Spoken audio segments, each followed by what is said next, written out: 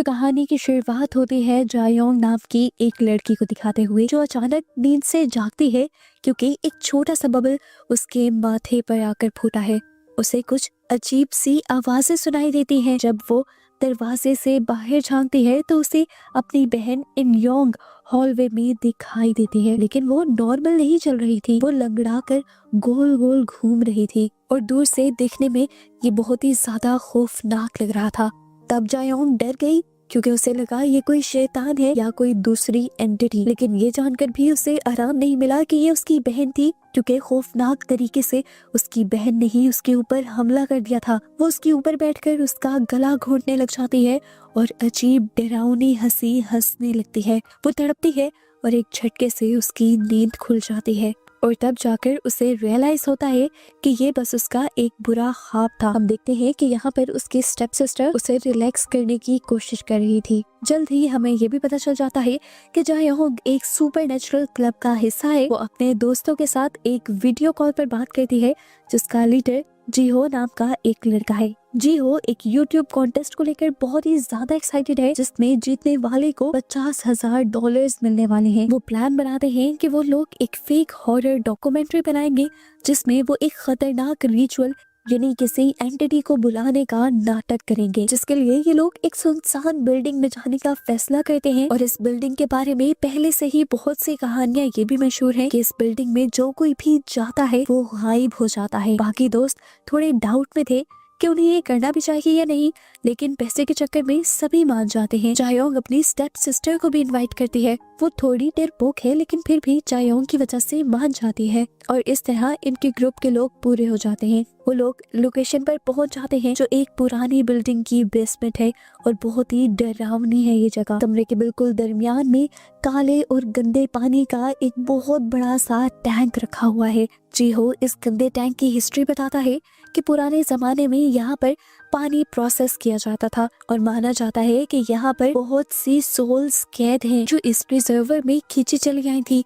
वो कहता है कि पानी गहरा नहीं है, लेकिन उन सोल्स की वजह से देखने पर ये पानी बॉटमलेस लगता है। वीडियो तो इन्हें फेक ही बनानी थी, लेकिन लोगों को तो नहीं बताना था। वीडियो को जरा ओरिजिनल बनाने के लिए जीहो सबको कहता है कि वो कागज पर कुछ ऐसे क्वेश्चंस लिखेंगे जो वो सोल्स से पूछना चाहते हैं। सब उसकी बात मान जाते हैं, लेकिन यहाँ पर जायोंग के दिमाग में कुछ और ही चल रहा था। वो सब लोगों से कहती है, क्यों ना फेक वीडियो बनाने से पहले हम सच में एक मर्तबा रिचुअल ही ट्राई करें। देखो सच सच ही होता है। अगर सच में हमारे कैमरास में कुछ कैप्चर हो गया तो कॉन्टेस्ट हर हाल में हम ही जीत जाएंगे। अगर रिचुअल नाकाम हो गया तो भी कोई मसला नहीं है, हम पहले वाली आइडिया पर काम करते हुए सारी फेक वीडियो बना लेंगे। जीहो मान जाता है। जायोंग रिचुअल की तैयारी शुरू करती है। अब इन्हें एक वो इंसान भी चाहिए था जो वेसल बनता, यानी जिसकी बॉडी के अंदर सोल आकर इन लोगों से कांटेक्ट कर पाती। जायोंग की सिस्टर ही वॉलंटियर करती है और वेसल बनने का फैसला करती है। अपनी बहन को वॉलंटियर करता हुआ देखकर जायोंग को उसके ऊपर बहुत प्यार आया था और वो यहाँ पर उसे एक चेन गिफ्ट करती है पाँव में पहनने के लिए। सियोवो यानी उसकी बहन खुश होकर उसे गले लगा लेती है, क्योंकि जायोंग ने पहली मर्तबा उसे कोई गिफ्ट दिया था। अब रिचुअल शुरू होता है। ये लोग यहाँ पर एक बहुत बड़ा सा स्टार बनाकर स्टार के एक एक कॉर्नर में बैठ जाते हैं और सियोवो दरमियान में उस काले पानी के अंदर जाकर खड़ी हो जाती है। उसके चेहरे को जायोंग एक पेपर बैग से अच्छी तरह ढक देती है, जिसके बाद ये सब लोग इसी गंदे टैंक में से एक एक बोल पानी लेते हैं और अपने पास रख लेते हैं।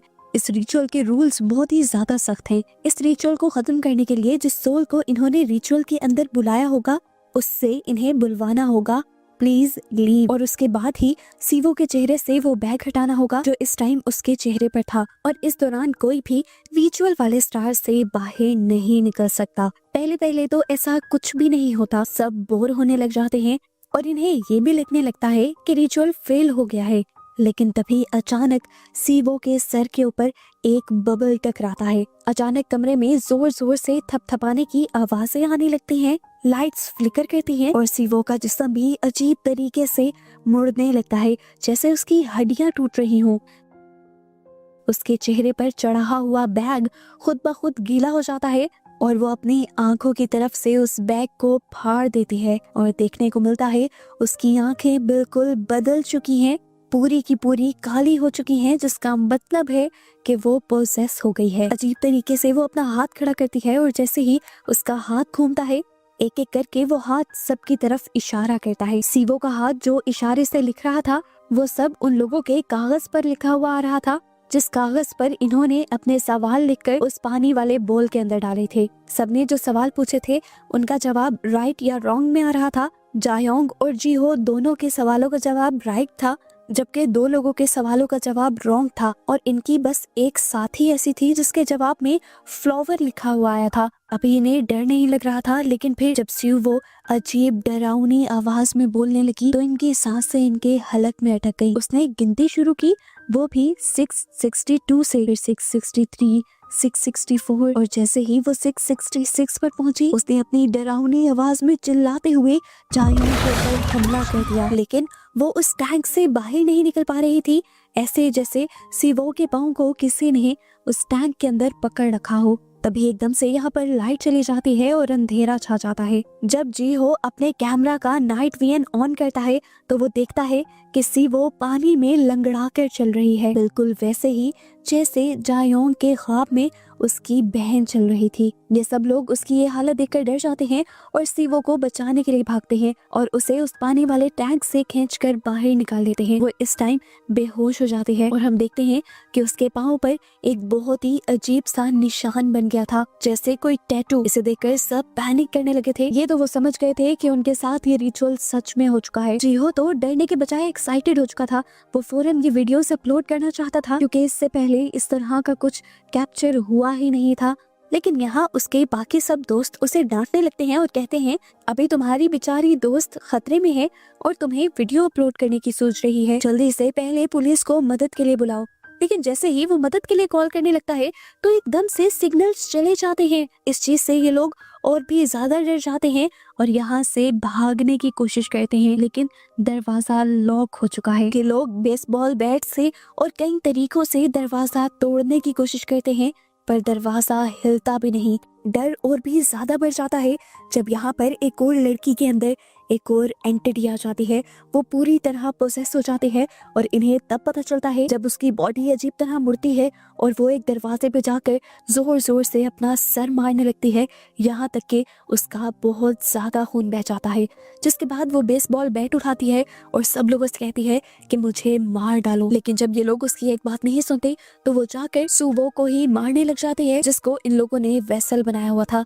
सीवो को बचाने के लिए सब लोग उसे रोकने लग जाते हैं और आखिर सिचुएशन कंट्रोल करने के लिए जीहो डर के मारे बेसबॉल बैट उठाकर उसके सर पर मार ही देता है। आखिर वो लड़की मर जाती है और सारे शौक से जीहो को देखते रहते हैं। जीहो कहता है मैंने सब जानबूझकर नहीं किया, पर यहाँ जीहो के साथी को पता चल जाता है कि वो झूठ बोल रहा था क्योंकि उसने मरी हुई लड़की की चिट पर से सवाल पढ़ लिया था जो उसे सोल से पूछना था। सवाल ये था कि क्या मैं जीहो से बच पाऊंगी या नहीं। सोल ने ना का जवाब दिया था। अब इस सवाल के पीछे का राज हमें पता चलता है कि असल में उस लड़की का अपने टीचर के साथ अफेयर था और जब जीहो को ये बात पता चली तो जीहो ने उन दोनों की वीडियो बना ली और वो ज्यादातर उसी लड़की को ब्लैकमेल करने लगा। और आखिर जब वो लड़की उसकी ब्लैकमेलिंग से तंग आ गई तो उसने उल्टा जीहो को ही ब्लैकमेल करना शुरू कर दिया और कहा कि तुम्हारी वो वीडियो जो तुमने हमारी बनाई है वो भी मेरे पास है और सारी चैट भी मेरे पास है। अब मैं पुलिस में जाकर तुम्हारी कंप्लेन कर दूंगी। पुलिस मेरी वीडियो भी डिलीट कर देगी, सच सामने भी नहीं आने देगी और तुम फंस जाओगे। इसीलिए उस दिन के बाद से जीहो उस लड़की के पीछे पड़ गया था। सीन्स दोबारा प्रेजेंट में आते हैं जहाँ जीहो सभी लोगों को ये यकीन दिलवाने की कोशिश कर रहा है कि मैं इनोसेंट हूँ। तभी अचानक यहाँ की लाइट्स फट जाती हैं और अंधेरे में जीहो गायब हो जाता है। जब लाइट्स वापस आई तो जीहो एक चाकू लेकर बैठा हुआ था, बिल्कुल पागलों की तरह।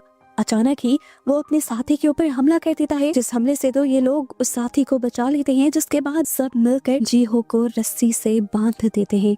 इन्होंने तो यहाँ पर एक रेसल बनाया था, लेकिन यहाँ हर कोई प्रोसेस क्यों होता जा रहा था। जायोंग को ये सब जब गलत लगता है तो वो दोबारा रिचुअल वाली बुक को पढ़ने लगती है और उसे रियलाइज होता है कि उन्होंने ये रिचुअल सही से खत्म नहीं किया।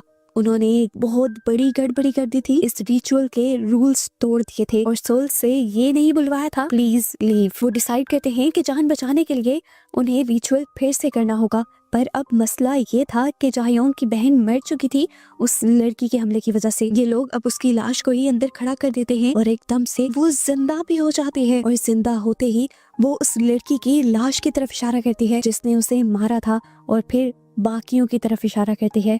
ऐसा लगता है कि सब ठीक होने लगा है क्योंकि पहले की तरह रिचुअल चल रहा था। जिस तरह पहले सोवो ने सबके ऊपर इशारा किया था, अभी भी सब वैसा ही चल रहा था। एक एक करके सब लोग अब रूल्स के मुताबिक इस सर्कल से बाहर निकल रहे थे और अचानक यहाँ पर सबके फोन्स बजने लगते हैं, जिसका मतलब था कि सिग्नल्स वापस आ गए हैं और वो लोग पुलिस को कॉल कर सकते हैं। ये लोग तो पुलिस को कॉल करने लग जाते हैं, लेकिन वो लड़का जो अभी अभी जीहो के हमले से बचा था, वो जायोंग को मैसेज करके अपने दिल की बात कहता है। जायोंग और उन दोनों को लग रहा था कि उनका अच्छा वक्त शुरू होने वाला है, पर वो नहीं जानते थे कि यही उनका सबसे बुरा वक्त होगा। उनकी यहाँ पर जलाई हुई सारी कैंडल्स और लाइट्स दोबारा से बुझ जाती हैं। लाइट जब वापस आई तो दिखाया गया कि जीहो अपनी रस्सियां खोल चुका है। वो पोजेस हुए अंदाज में आगे बढ़ता है और किसी ट्रांस में चाकू लेते हुए अपना गला काट लेता है। यहाँ पर हमें पता चलता है कि ये लोग जो जो अपना सवाल पूछ रहे थे उसके पूरा होते ही ये लोग मरते जा रहे थे। हमें पता चला कि जीहो ने सवाल पूछा था कि क्या उसकी वीडियो के ऊपर 1 मिलियन व्यूज आ जाएंगे। जीहो के साथी ने जब फोन चेक किया तो उन्हें पता चला कि 1 मिलियन व्यूज आ चुके थे, वीडियो वायरल हो चुकी थी और प्रोफेसी सच होने के बाद जीहो इसीलिए मर गया था। अब तो डर इनको पागल कर देता है। ये लोग सोचते हैं इन्होंने रिचुअल किया ही क्यों। जैसे जैसे वो प्रोफेसी सच होगी ये लोग मरते जाएंगे। वो लड़की जिसको अपने सवाल के जवाब में फ्लावर लिखा हुआ मिला था, वो जल्दी से दरवाजे की तरफ भागती है और मदद के लिए चिल्लाती है।